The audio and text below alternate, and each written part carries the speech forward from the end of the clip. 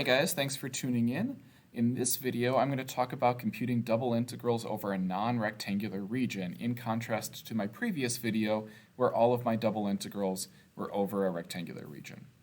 So in this case, I have f of xy equals x squared plus y squared plus 3. This is going to be a surface living in three-dimensional space, and I'm going to compute the volume that's trapped between this surface and a particular region on the xy plane described by y equals negative x squared plus 4 and y equals negative 5. So let's talk about how to set up this double integral. So first of all, the general recipe looks like this. So the double integral of f dA is going to be, I'm going to have f of xy as my integrand. Now notice that my dy, my limits of integration here, are going to be functions because I have y equals negative x squared plus 4 and y equals negative 5. And those curves are going to bound my region on the xy plane. So to figure out what to put as my limits of integration, I need to plot these two curves on the xy plane and look at how they interact with each other. I need to look at that plot and figure out which curve is on top and which one is on bottom, because that's going to be my upper versus my lower limit of integration. So it looks like my y high of x, my top bounding curve, is negative x squared plus 4, and my bottom bounding curve, my y low of x, is negative 5. Now, the other thing that we're going to want to do is figure out what our x left and our x right is going to be for this setup. So you need to look at your picture and figure out where the intersection between these two curves is. Now, the best way to do this is algebraically. So you want to take negative x squared plus 4, set it equal to negative 5, and you want to solve for x. So now I have negative x squared is equal to negative 9, x squared is equal to positive 9, and x is equal to plus or minus 3. That means that my x left is going to be negative 3, and my x right is going to be positive 3. So when we set up our double integral, my dy integral is negative 5 on the bottom and negative x squared plus 4 on top, and my dx integral is going to be negative 3 to 3. Now what you're going to notice is when you are integrating over a non-rectangular region, your innermost integral is going to be the one that has a chance of having functions as the limits of integration. So in this case, I have x squared plus 4 as my top limit of integration, and negative 5 is my bottom limit of integration. So one of those is a function, or a non-constant function. In contrast, your outermost integral will always, always, always have numbers. Without exception, based on what we're doing in this class, you're always going to notice numbers for your outermost limits of integration. Once we have this set up, the rest of this is pretty mechanical. We're just computing some antiderivatives and plugging in these limits of integration. So this is really just a direct application of the fundamental theorem of calculus here. So the antiderivative of x squared with respect to y is yx squared.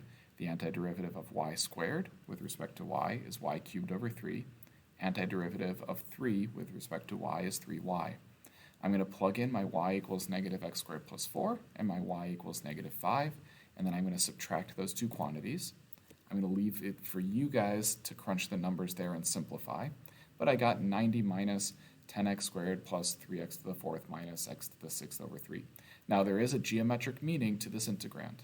That represents the volume of a cross-section of our solid at a particular value of x. And if I accumulate all of those area cross-sections, I end up computing the volume of our solid, the volume that's trapped between our surface and our region on the xy plane. So again, you can see this on the slide. It just repeats what I said. A function that sweeps out our vertical area cross-sections as x varies from negative 3 to 3. Now again, I'm going to leave it to you guys to do all this number crunching. So again, I'm going to compute a bunch of antiderivatives, plug in x equals 3 and x equals negative 3, and I'm going to get a numerical result. This is the volume that's trapped between our surface and our region on the xy plane. Let me give you a picture of what it looks like. So you want to imagine that you have your region kind of sitting on a sheet of paper on your desk in front of you or something. That's your region on the xy plane. And we're looking for the volume that's trapped between that region on the xy plane and our surface. Kind of what's trapped between these vertical bars that I plotted. Now I can make a picture that looks a little bit nicer than that, but what we computed is the volume that's kind of inside of that those vertical bars that I plotted for you between the surface and the region. And there it is. That is the solid that we just computed the volume of.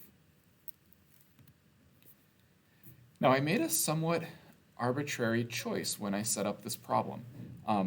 We were asked to do the double integral of f dA, and I chose to do the double integral as a dy dx integral over our region. Now, it wasn't completely random. I chose to do a dy dx integral because our top bounding curve was y equals negative x squared plus 4, and our bottom bounding curve was y equals negative 5. And so it did make sense to do a dy integral as our innermost integral, because I had a nicely defined top bounding curve and a nicely defined bottom bounding curve describing our region on the xy plane. However, sometimes you're going to be in a position where you have to change the order of integration. Your teacher might tell you, or your exam might tell you, yes, this is better to set up as a dy dx integral, but I want you to show me that you can compute this as a dx dy integral. Luckily, the skills needed to switch between a dy dx integral and a dx dy integral are all two-dimensional skills. Drawing a region on the xy plane and just understanding how to graph curves. Now, let me give you a warning here. So here's the mistake that I have seen from students over the years. If you take the example that we did on the previous slide, looks a little something like this.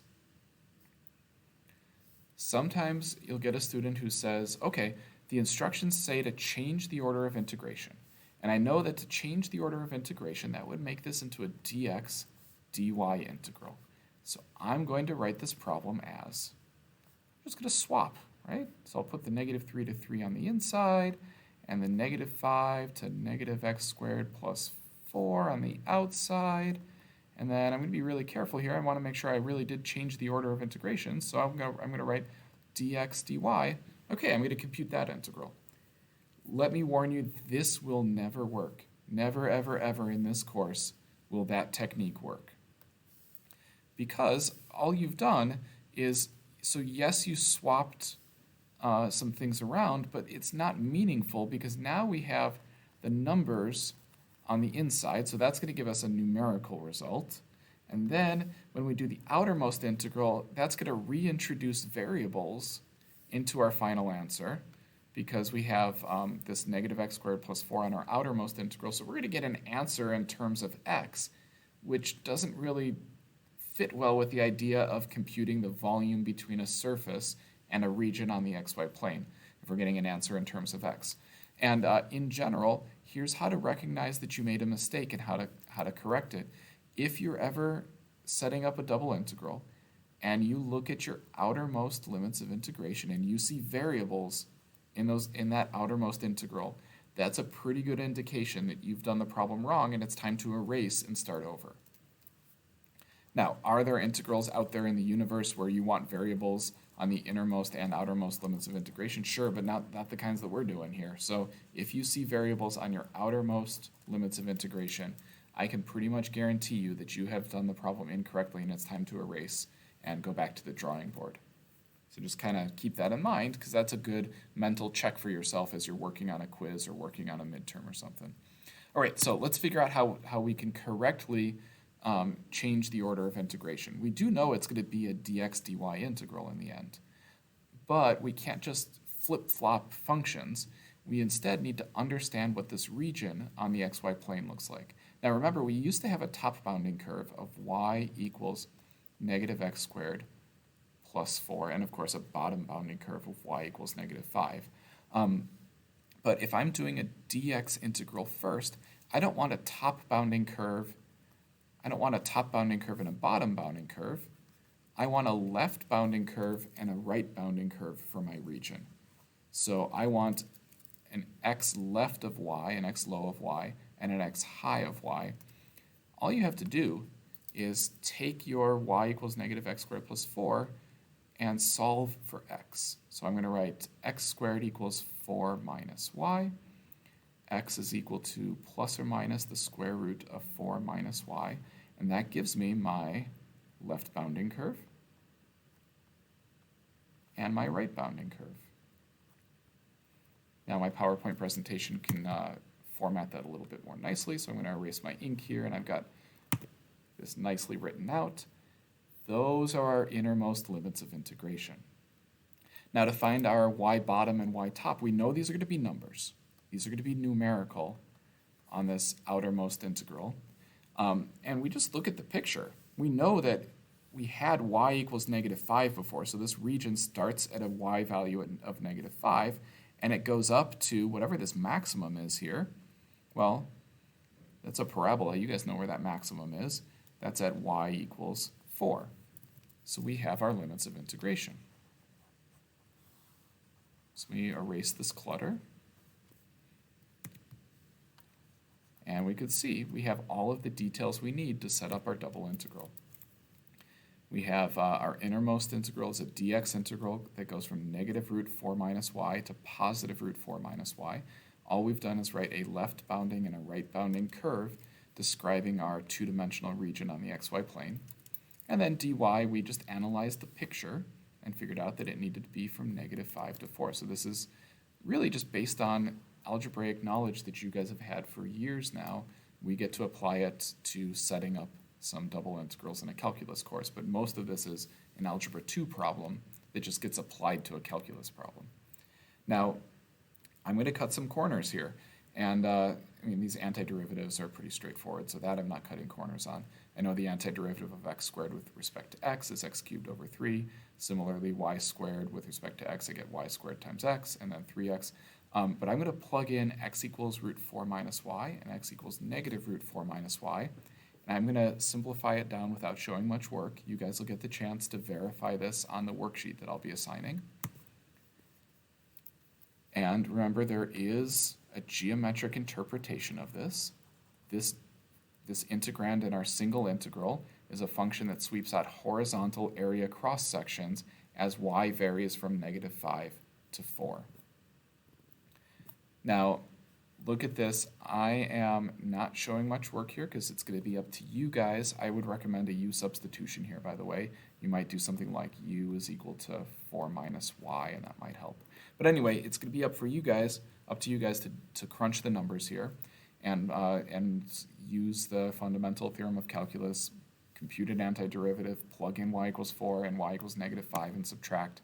But you are going to eventually verify, after a little bit of hard work, that we get the same numerical value as before. And the reason is we are computing the same volume of the same solid as the previous example. There it is. Same volume that we got in example number 1. All we did was change our order of integration. Now, there is a good reason to be able to do this. For certain problems, the number crunching is easier as a dy dx integral versus a dx dy integral, or vice versa. We kind of saw that happen here. In this case, example 1 was easier and example 2 was a little bit more difficult. So there are times where you'll see an exam problem and you'll say, this problem would be a lot easier if I changed the order of integration and say did it as a dx dy integral instead of a dy dx integral. So you always want to be mindful of that possibility. So guys, here's my summary. These two double integrals look very different if you compare their limits of integration, but they actually compute the exact same thing because they describe the same exact region on the xy plane. This is essentially an Algebra 2 problem, not a calculus problem. You should be able to read a region. You should be able to recognize a two-dimensional region and understand that two-dimensional region from the limits of integration on a double integral. So you guys can see graphically here. Same region, just described in a different way. dy dx versus dx dy. Now I do have a little summary here. This is just the mechanical version of it. So you guys can read this on my course notes on my website, but it just brings you through all of the steps that I showed you guys. But I have one more cool example I want to show you using this same setup. While I have this setup ready to go here, I want to compute the area of this region R. Now you guys actually knew how to do this in your Calc BC class. You don't need me to compute the area of this two-dimensional region for you because you had an old way of doing this. Your Calc BC teacher gave you a really foolproof method here. In this case, we're going to take the integral from -3 to 3, from -3 to 3, of top curve minus bottom curve. And that served you very well on the AP test, right? That was a great way to compute the area of a two-dimensional region.